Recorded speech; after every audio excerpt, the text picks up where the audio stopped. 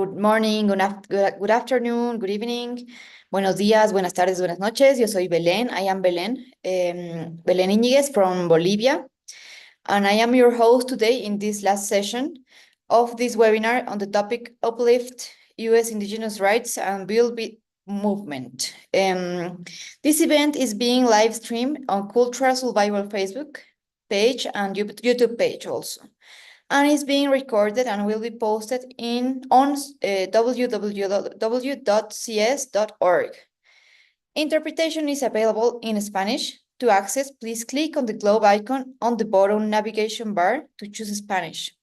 Hay interpretación disponible. Para acceder a ella, haga clic en el icono del globo terráqueo que está en la barra de navegación de abajo y elija el español. I am going to introduce a Cultural Survivor. This is a 53-year-old Indigenous led organization based in Cambridge, Massachusetts. And Cultural Survivor advocates for Indigenous peoples' rights and has supported Indigenous communities, self-determination, cultures, and political resilience, since 1972. We have 48 staffs in 16 countries. We have been doing these trainings on human rights instruments for over 15 years now, both in person and virtually. And today, in preparation for the United Nations Human Rights Council Third Universal Periodic Review of the United States in November 2025, we are holding this training for tribal members and community activists. The Universal Periodic Review, UPR, is a process conducted at the United Nations in Geneva that reviews each UN member state records with regards to its human rights obligations and commitments. The United States record is scheduled to be reviewed in November 2025, and civil society is encouraged to submit stakeholder reports on outlining the issues affecting their communities in regards to international human rights standards.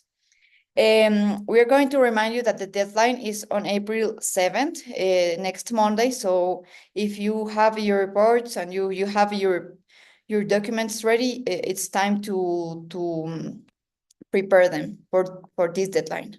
And today I'm going to introduce Joshua Cooper. He's a professor at the University of Hawaii, West Oahu, Kapolei, and director of the Hawaii Institute for Human Rights. Today, he's leading the training and will guide the tribal members in preparing for reports for submissions to the Human Rights Council.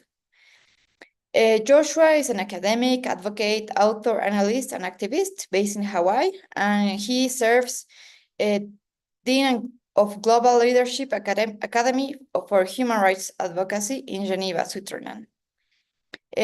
Joshua holds positions of Senior Global Advocacy Manager, Senior Director of Communications and Community Engagement, Senior Director of Global Governance, International Initiatives, Senior Director of Research, Policy and Law, with multiple people's movements, NGOs, human rights, defenders, associations. Joshua is a human rights advocate, engaging in global and regional mechanisms, guaranteeing fundamental freedoms, and he has participated as an official observer at the United Nations meetings in both the Charter and the treaty bodies of the human rights machinery for over a decade. He also assists in diplomacy engagement on climate change and sustainable development. So Joshua, the time is all yours, and welcome everyone. Aloha, kakahiaka, very early this morning here in Hawaii. O Joshua Cooper koinoa o Maui bai ao. I'm Joshua Cooper, and it's an honor to be with everyone this day as we are less than a week away from the Universal Periodic Review stakeholder submission deadline for the fourth cycle of the UPR of the United States. Since we began this exciting series together, so much has happened. We definitely see an administration unhinged and taking steps that impact Indigenous and tribal peoples across the country, but significantly also around the world. And that's why this Universal Periodic Review is so important. It looks at what's happening inside our borders, but also beyond. so we can look at all the impacts of what has been happening so far. And as we decided, as we continued this process and had different consultations, both in person there in Boston and across the entire continent of Turtle Island, all the way here to Hawaii, we've really seen that we have a lot to say, more importantly, great amount of information and insights to share. And what's so essential about the UPR is actually provide specific questions that this government will do its best to get around, as we see them deflecting and never taking any responsibility, even more so day by day, but also providing recommendations, smart recommendations, specific, measurable, action-oriented results with a timetable, recommendations to realize our rights from the Universal Declaration of Human Rights to the UN Declaration on the Rights of Indigenous Peoples. So this is really an opportunity, and what we consider this as is really the first chapter in this new administration, but more importantly, also the first chapter for a new beginning for all of us, because this shows what happens when big business is in charge of public policy, when everyday people are absolutely ignored, and more importantly, the traditional knowledge and wisdom that has been generated for generations is absolutely ignored and ridiculed. And science, which we see is now actually reinforcing the indigenous wisdom that has been shared regarding the climate crisis, being absolutely withdrawn and taken out of, and seeing something such as measles outbreak take place, which of course used to be a weapon of this government against its indigenous peoples. So absolutely alarming when we see how knowledge and collected information for centuries is being excluded, all for headlines and unfortunately tax cuts that will not benefit any of the people who are on this call. So what we see and what we can explore is really, this is our chance to write Human Rights 2045 document. This is the first chapter in responding, but we got to get beyond responding to the crazy headlines and looking more at what really matters most to us and how we build a national human rights movement that respects, protects, and upholds Indigenous peoples' rights. So what we're going to cover today, briefly, is what we can do and how we can get over that first challenge that we are facing, which is the UPR stakeholder submission that's due April 7th. We will definitely cover that and share and take any questions that people have. But then what will be super important is we'll then get into the next 4 phases of what we can do in each one of those phases. And very excited to partner with Cultural Survival in each one of those, where we can coordinate in the urban areas, but also in Indian country, and coordinate really at that national level of Indigenous nation to nation between Hawaii, between Navajo Nation, between those nations in Maine, and really not worry about what's happening in the White House, but figure out what we matter more and how we can do that. So this is what we'll be looking at, and look forward to doing it, and very much excited to coordinate going forward. So we're right now been going since December 10th of 2024. We kicked off this campaign on Human Rights Day to say, what is the Universal Periodic Review? We went through the 5 phases, first being preparation, where we are now up until April 7th. Second being that important aspect of interaction, which we're going to do new exciting things with that we'll share today.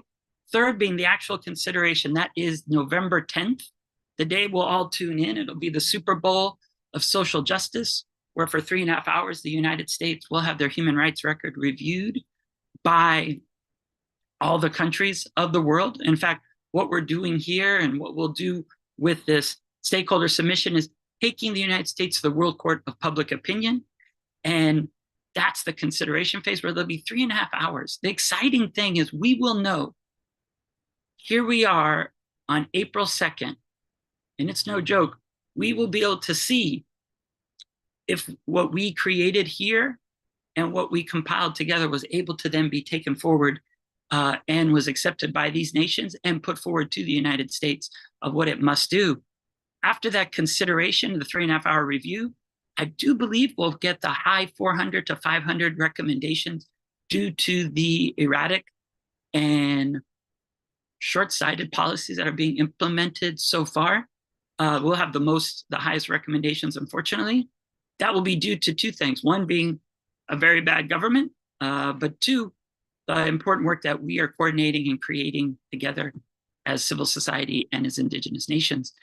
And then the fourth phase is the adoption. The adoption will take place basically 1 year from today. It'll be at the UN Human Rights Council session under agenda item number 6, and 10 representatives of civil society will be able to sign up to be able to make their initial comments of what they thought of this entire fourth cycle of the UPR. And more importantly, you have the final say of what we should do on Indigenous rights and making sure that individual and collective rights are upheld and protected, and the state acts as a duty bearer, which it is. And then, of course, the fifth one is implementation. And we don't have to wait till the implementation phase. I see this whole process as really getting towards implementation, because we know we have to change the direction of this nation, and more importantly, ensure that Indigenous peoples are respected, protected, and their rights are fulfilled. And so I really do thank everyone for joining us today. And we'll get into that first phase now of preparation. The preparation, the main thing is about education. So the good thing is, if this is your first time going, what is the UPR? You might be like, how could I submit a stakeholder submission? Well, we're going to share just that with you today. It's not that hard, because the truth is you're already doing the work. And we want you to know you are the experts that the UN counts on to be able to do these reviews. Without you sharing the specific situation, without you providing those questions that the government must answer that they may be ignored at the community and at the national level, without your specific recommendations, the process will not work. So you are the key ingredient to making this beautiful jambalaya for justice. And so it is exciting to be able to share that with you. This is the most important part. The UPR is the most expansive aspect of human rights exercises that exist. It allows for greater engagement because everyone, everywhere on Earth can participate. You can write a 5-page document as an individual, or you could get together with your community over the weekend and draft this document. And it's only 5 pages, 10 pages if you're getting together as a collective. And so what we've done since we've started is we've done these trainings, such as this, throughout this time period, all the way through actually meeting in communities. We were in Boston just last month, able to meet with and connect with community from urban nations that are based there now, and also with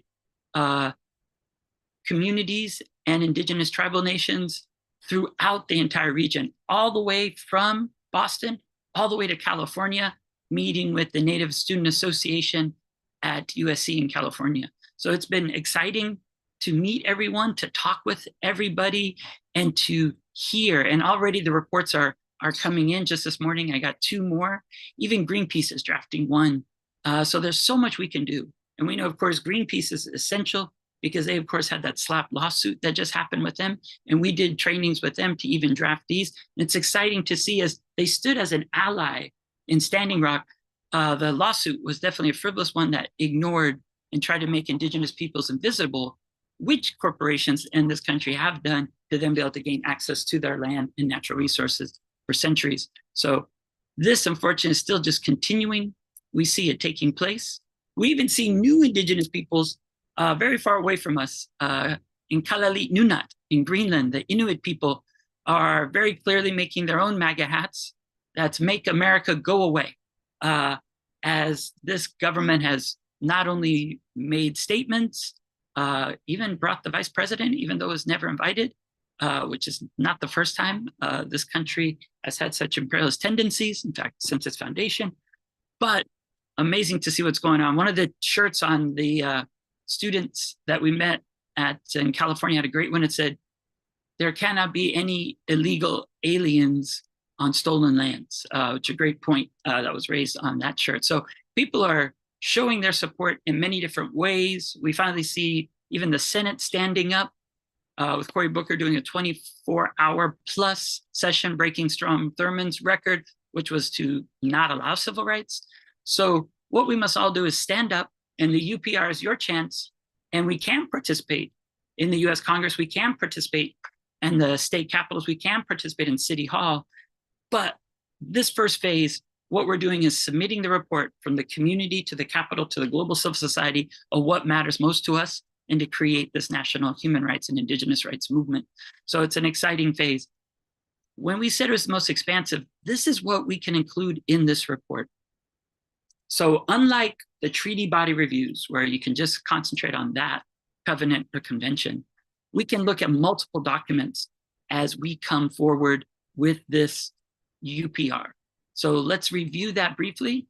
So number one, anything in the UN Charter can be cited. So this is so important for Indigenous peoples, because the UN Charter, for the first time, recognized the sense of solidarity, how we must all work together. It said, we the peoples must coordinate with one another to guarantee the rights for all. It also said that if someone's rights are being violated anywhere else on earth, we all must stand up. And that was that spirit of San Francisco, where the UN Charter was actually created in 1945. It did list human rights, and most importantly, self-determination 7 times in that document. So self-determination, of course, is to determine one's political destiny and pursue economic, social, and cultural development according to one's own values. And the last one is also on land, being able to use one's lands as one wants. So all of that is absolutely vital. All that is absolutely powerful. And that's what we can utilize. So you can read through the UN Charter, take anything from there, and put that in your report. So self-determination is absolutely crucial for everything that Indigenous peoples is striving for, and summarizes everything when we see how lands are still trying to be confiscated, how national parks are being put in certain spaces. And the crazy thing, of course, is even trying to develop and exploit those lands. And then, of course, taking Indigenous peoples' lands with, of course, this new strategy by this administration. And there was a lot to share basically on a daily basis. But even just yesterday, we were doing a grow hub here in Maui, planting 80 trees that will then be put back in Lahaina due to the climate crisis and what happened there with the burning in Kula upcountry and Lahaina.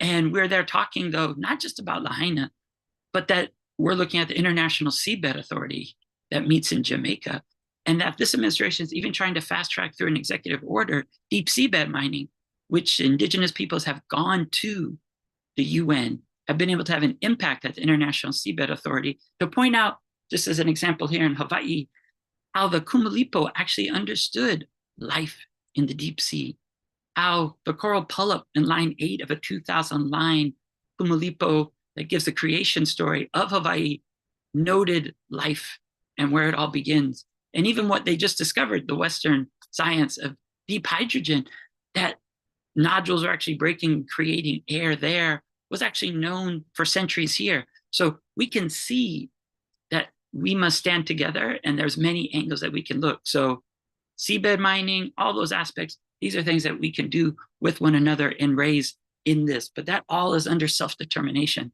So that is what we can use under the UN Charter. Anything under the Universal Declaration of Human Rights and the UN Declaration on the Rights of Indigenous People, we can look at those 30 articles of the UDHR and see which one of those matters most and bring those up. And there's many there under the UDHR, but also under the UN Declaration on the Rights of Indigenous Peoples.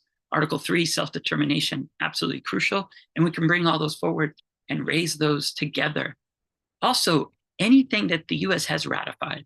So we have ratified one of the twin covenants, the International Covenant on Civil and Political Rights, and self-determination is right there. That's an important one that we can utilize.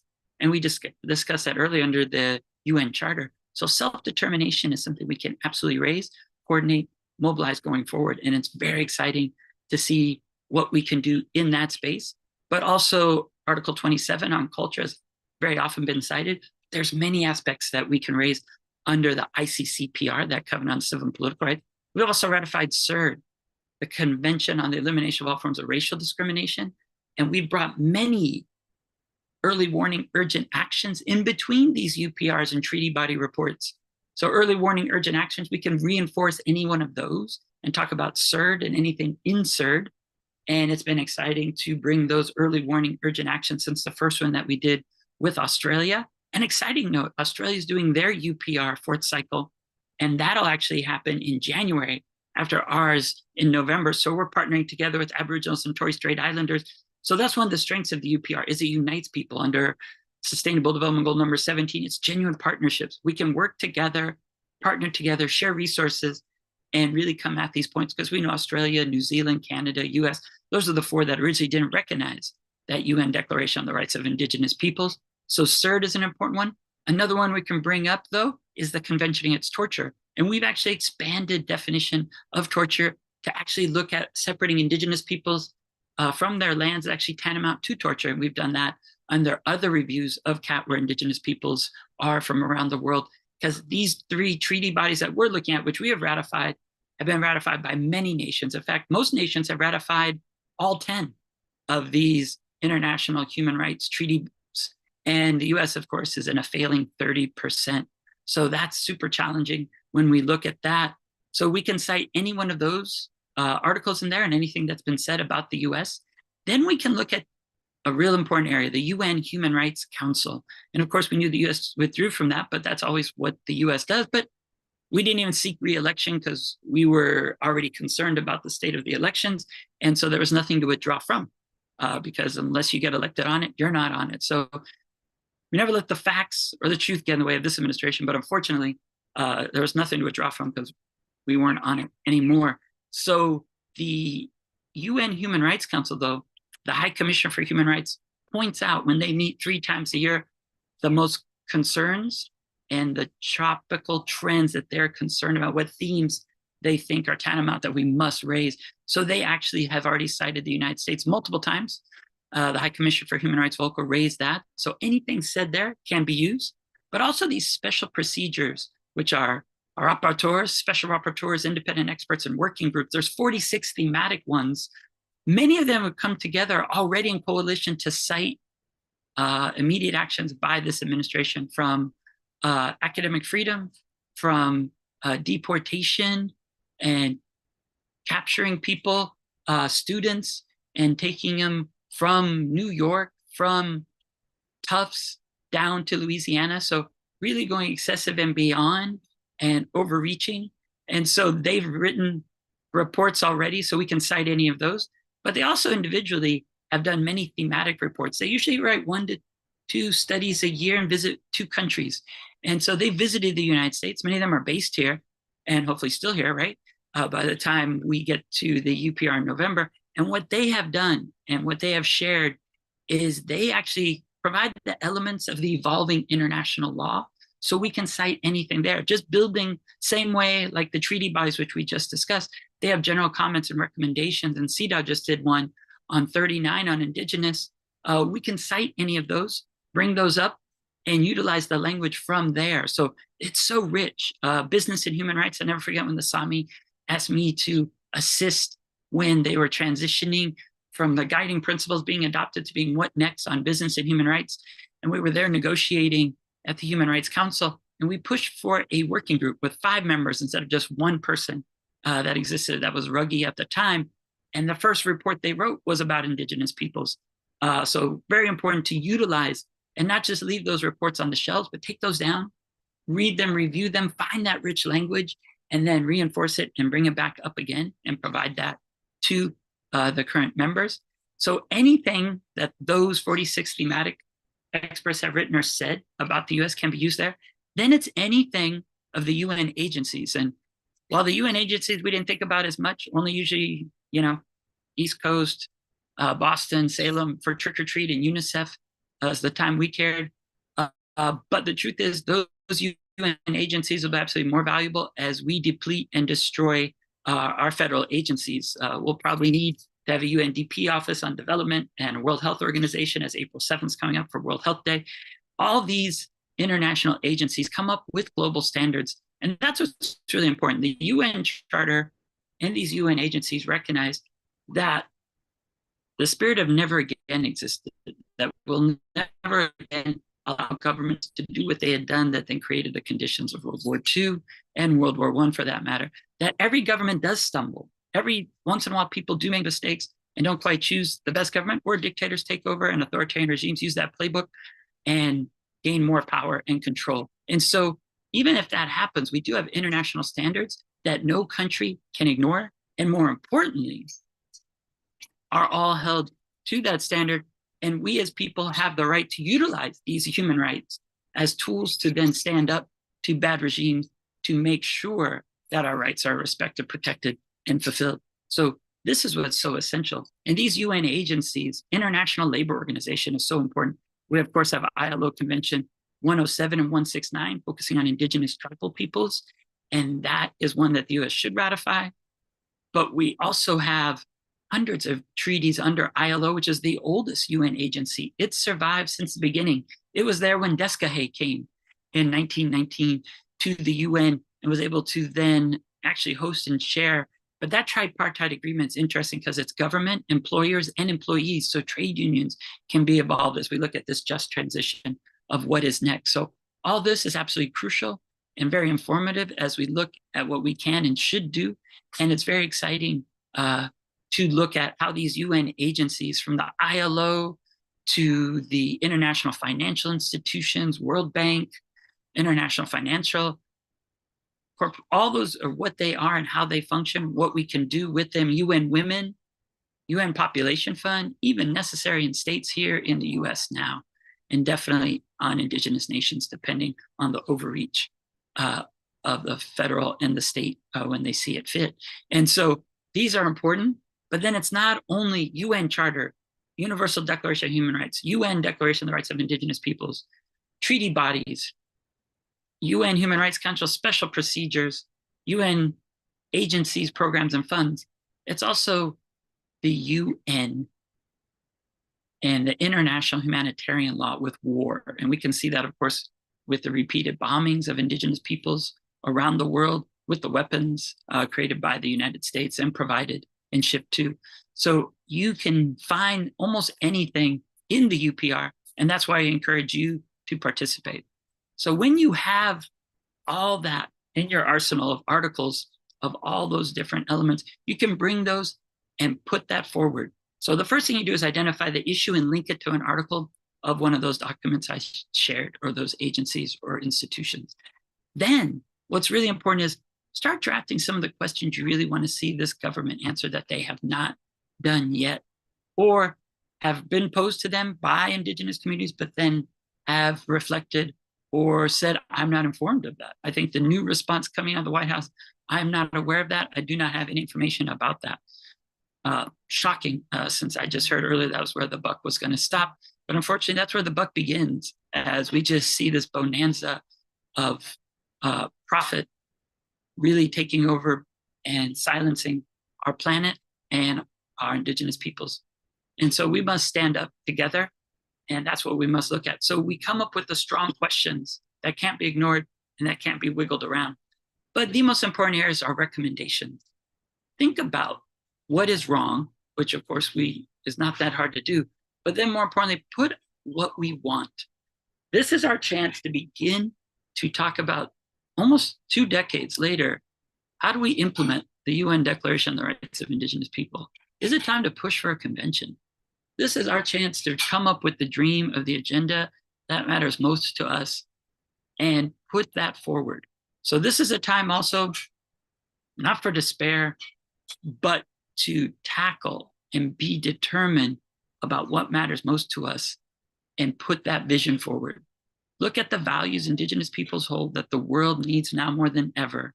Find our voice, our collective voice, and then give that vision. And this UPR is, like I said, that first chapter of that. So it's only 5 pages. You can draft that up over the weekend. You can send it to me. We can provide that information in the chat. Very easy to share. You can also talk to Cultural Survival as well. That's the first thing we're doing. The second thing that is so important is, from there, that's just the beginning. So we submit that April 7th. You look on the UN website, OHCHR, and it shows you how you send that and put that forward. So anyone, like I said, can send, and you can come together. So excitingly, when we met in Boston, we just started picking at the big problems, right? Seeing what was challenging. And then they already came up with at least 2 reports just from one evening there at the Native American Community Center. That was so vital to see what's possible. But once we submit those April 7th, that's just the beginning. So if you're like, wow, that seems like a lot, it's too much for me, don't worry. But on the other hand, take a deep breath and kind of make your stand. Definitely, I have full faith everyone can write one. My students write those in the classes that they're taking. I've seen different people as we've done this with University of New South Wales Diplomacy Training Program around the Pacific and the Asia region. We've had people write one in an evening. So think about it, talk with your neighbors, and encourage people. The best thing about the UPR is it's uniting people for rights. It's a chance for you to share and talk about all those UN instruments I just shared with you, to let people know about them, because they will matter more and more going forward for the next 3 years. And oh yeah, it's only been 3 months. And so a lot that we can do in that capacity. And this is just the beginning. So that stakeholder submission is due April 7th. You can turn that in on the OHCHR website. And this is exciting to see what we can do going forward. Then the next phase kicks in, and that's an exciting one. One of the reasons is because it'll be at the UN Permanent Forum on Indigenous Issues. At the UN Permanent Forum on Indigenous Issues, cultural survival and coalitions will organize UPR consultations with countries. So we'll invite nations of the world to come and hear directly from you what matters most to you. We're considering this the first time to connect, and it's not the first time we are doing this. We've already started on the International Day to Eliminate Racial Discrimination. In March, we had our first event virtually in Geneva, broadcasting from across Hawaii, New York City to there, sharing and at least kicking off and launching this 4th cycle. Also, later this week, we'll have another side event to commemorate the passing of Martin Luther King and his push for economic, social, and cultural rights when he was assassinated. But we will start in person for the first time at the UN Permanent Forum on Indigenous Issues the week of April 20th.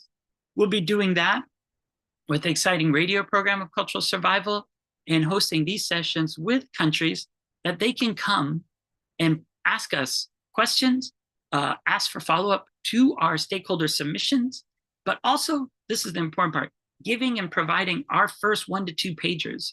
Those 1 to 2 pagers we can actually share and hand in to the people and describe what matters most. So it's a very exciting chance for us to then be able to communicate. So the truth is, the stakeholder submission, the 5-day pager is absolutely important. It is a placeholder for all of us. But what's really vital is it's also the basis of your 1 to 2 pager. And the 1 to 2 pager is the essence of all advocacy between now and November 10th. In this second phase of interaction, that 1 to 2 pager is going to have the issue with the article. It's going to have the questions that you really care about and the recommendations. So you can have multiple 1 to 2 pagers, but you want to put each issue as its set of questions and its specific recommendations. And you put your email and your phone number on the back. And that's your calling card. That's your business card between now and November.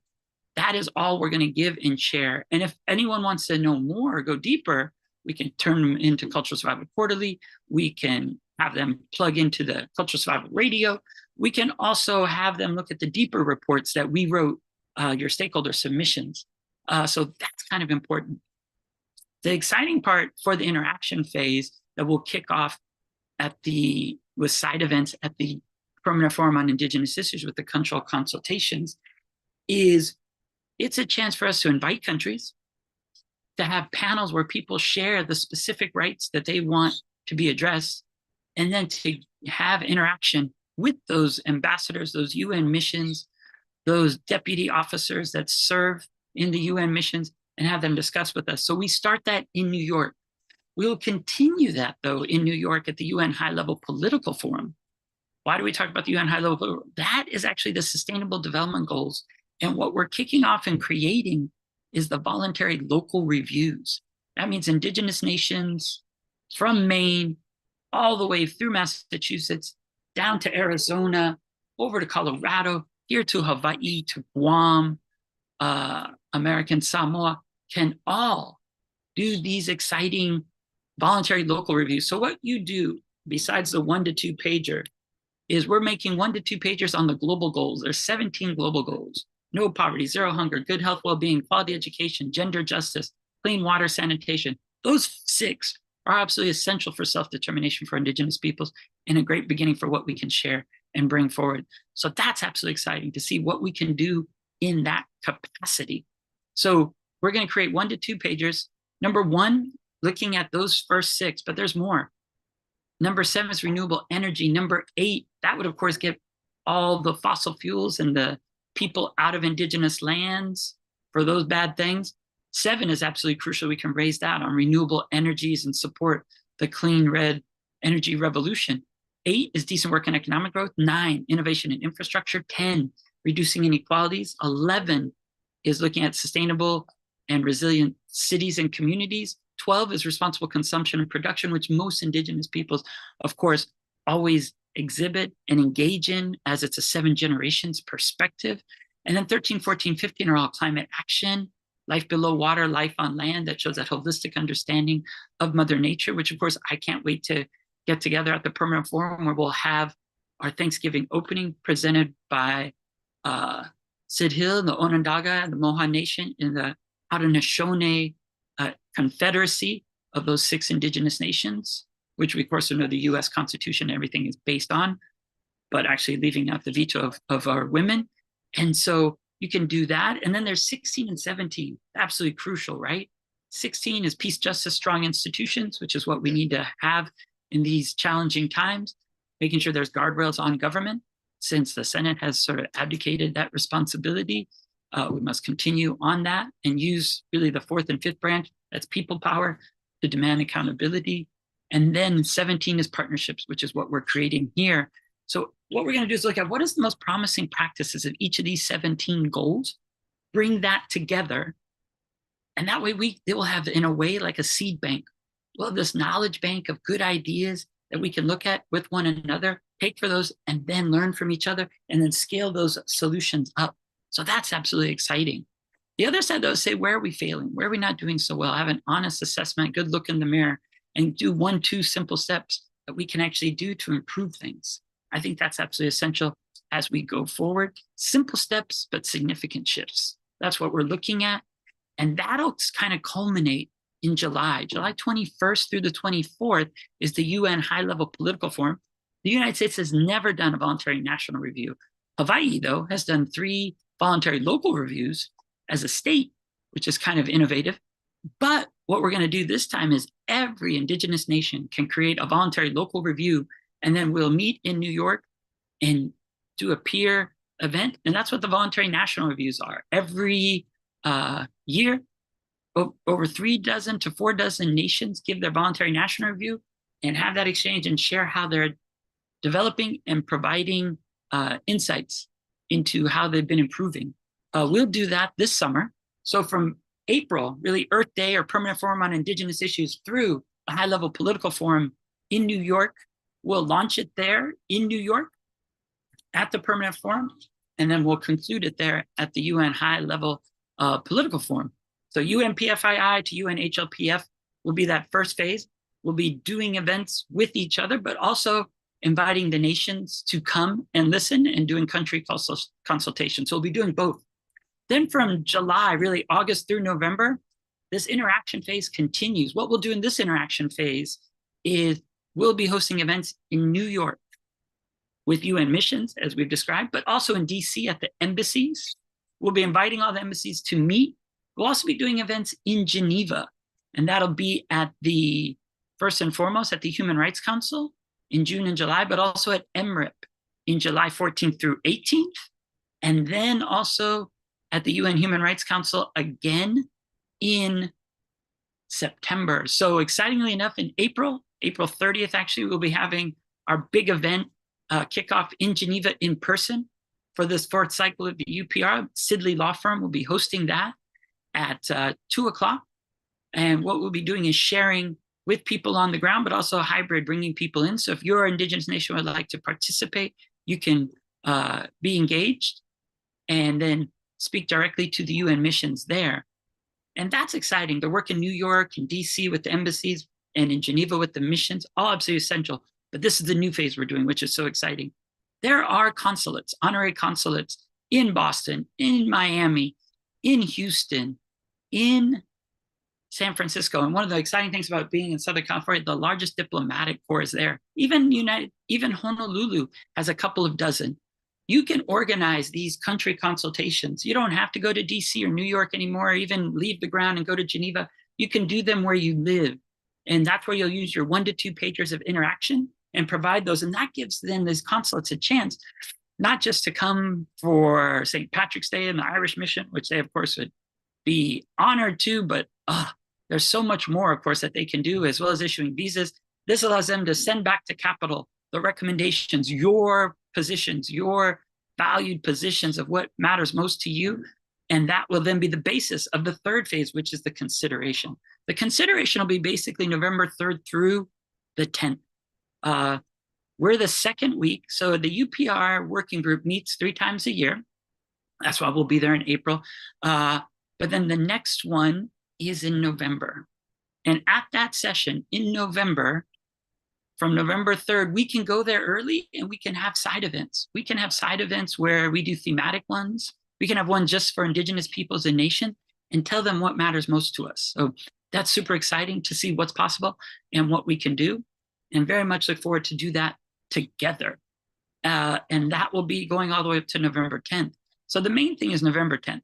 Host a viewing party, get people together. You can see the sun starting to come here over Haleakala here on Maui.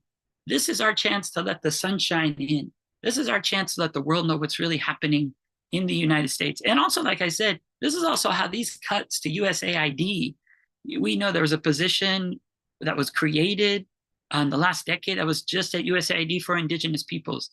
That then helped people. And of course, it's so short-sighted because as we cut those funds, it just then, of course, creates conditions of dire poverty where people are desperate and, of course, not long-term at all. And so going back to the UN Charter, it was the Marshall Plan that helped actually create and build up Germany, which now, of course, is giving and one of the biggest donor nations and standing up for democracy and civil society. And just another example, Korea, which, of course, now gives so much away through KOICA and helps everyone. So the people we donate to today are the ones that will then be the one delivering and helping in that spirit of solidarity tomorrow. So we have to be the ones that know, of course, how we all have to take care of one another and understand those words of wisdom in the Thanksgiving of how everything is connected. And so that November 10th day, we encourage you to host parties, record them. And that's the exciting part. That's where we see what happened on April 2nd, if it made an impact.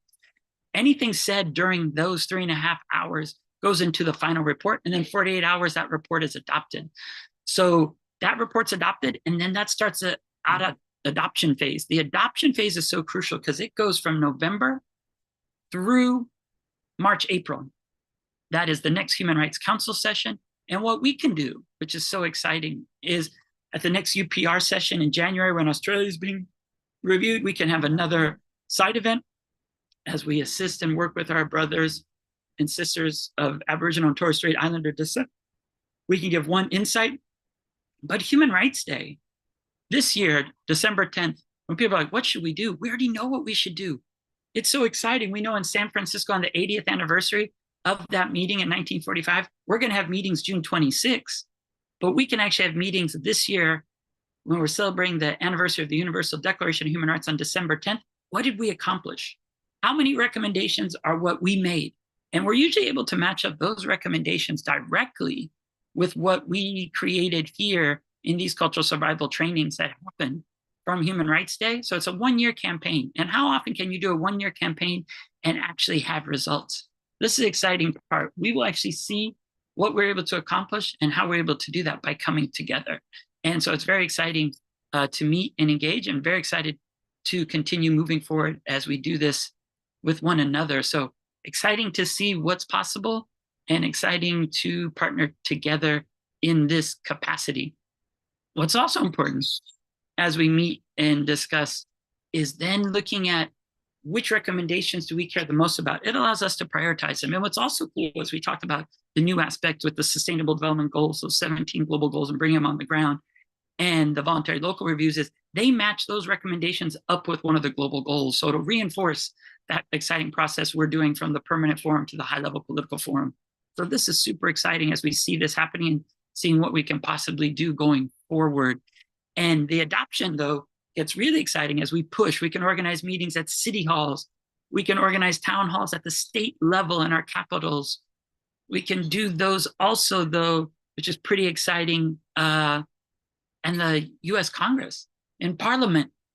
And we can do that at the US Congress and at those committees, have sessions, have people stand up like they did recently and push for what matters most, building on Booker's bold stance and that new record he has for over 25 hours of speaking truth to power. Those are all things we can do. We don't wait. But the exciting part is when the Human Rights Council meets again, under agenda item number 6, those 14 countries are all reviewed, including the United States. 10 civil society gets to speak there. So we can sign up and do that, watch that hour review and see what, if any of the recommendations have already been implemented, because we have time. From November to March, April, there's no excuse for this government not to take steps, not for us to begin pushing. We can also identify that low-hanging mango and just pluck it and make sure that we actually are able to realize those rights, those simple steps for those significant shifts, structural shifts that must change. So that's the adoption phase. And the last phase then is really the implementation. And you can see that from preparation to implementation, it all begins and ends on the ground in our ancestral homelands that really matter most. And so we encourage all of you to be involved in every phase and to participate. And it's great to see everyone tuning in from all over and see the exciting responses that you've made so far. So the implementation phase is when we actually look and see what we can do and then coordinate together of what's important and how we can make that happen with one another. So it's very exciting to participate with you. It's been an honor to host all of these events. We really do thank you for assisting, and we it's been an honor. We will continue coordination and each one of these phases with cultural survival. We'll be doing the best that we can to come back and come to community. So if you would love to have a community event between now and 1 year from now in the implementation phase, let us know, and we will do our best to come there, to coordinate together, to collect the voices of the people and make sure that those are brought to Geneva in this UPR process. So I'll stop there. We really know how important it is. We'll give you that time to ask any questions, but also to begin writing if you haven't started yet, or to edit. And also, if you have any questions about a report that you've done and you'd like to share something about it now, we want to give ample amount of time to be able to have that conversation so you feel comfortable when you submit those on April 7th. So Malohi me kapono, it's an honor to participate with you. And it's been great. And I want to thank Agnes for assisting with everything on the ground. I want to thank Belen for hosting these and having to read through those large bios and doing such a great job with that. And we look forward to participate and be genuine partners, really bringing Global Goal 17 together. And let's make sure those articles of the UN Declaration on the Rights of Indigenous Peoples don't just remain in those good booklets, but are actualized in our daily lives. Mahalo. Thank you, Joshua. We have a question here in the question and answers. So Lisa Colon says that she's new to this UPR. Is it something that happens on some regular schedule, or is it something that happens once in a while? So you can answer to this, please. Yeah, great question. So the exciting thing about the UPR is the UPR is every 4.5 years. So unlike the treaty bodies, if you keep up with those 10 treaty bodies, you might find out about them, if you're lucky, a year, but it's usually more like 6 months. So the exciting part, though, is for the UPR, we already know the calendar every 4.5 years. So we know it's 2025 when the US is reviewed. We know it'll be roughly 2030. So the exciting reason why we're focusing on the voluntary local review, on the Sustainable Development Goals, is in 2030, the SDGs, the Sustainable Development Goals, will actually expire. The UN 2030 agenda, we'll see how close we are to meeting that. We know it's only 17 to 20% has been accomplished so far. So we have 5 years to do that. The good news is we'll be able to see what have we accomplished in these 5 years. It's kind of like a health checkup. As we get a little older, it's good to see how everything is, how we're doing. And it's a health checkup for the country. So next one will probably be 2029, 2030. So this is a good chance to get involved. Don't want to have to wait till the next one. And it's a great way that everyone can be involved. But the good news is it allows us then to roughly organize 2 years out, gives you 24 months where you at least can begin the slow education process with all that we've covered here today. We do that in those really roughly 24 to 18 months up to the 1 year. This is what we do. It's all about the education and the preparation phase.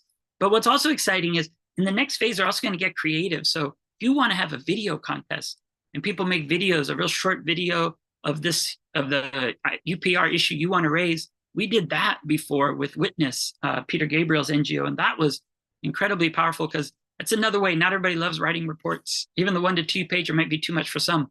But this is the time to document and do what has been done since time immemorial, from Las Casas, documenting and challenging the Kingdom of Spain on their policies and practice, all the way to these UPRs. It's really important for Indigenous peoples and allies to stand together and challenge regimes that are ignoring their own values and their own national, constitutional, as well as international recognized human rights law. So it's every 4.5 to 5 years, but a great question. Thank you. I think we don't have any more questions. So I thank everyone for being here, for listening to everything Joshua has to say, and for being part of this webinar. If you like what you learn, donate at cs.org/donate. And don't forget to follow us at Facebook, Instagram, Twitter, Blue Sky, and other social medias. We are at Cultural Survival. Thank you, everyone, for coming, and see you in the next time. Thank you, Joshua. Aloha, bye.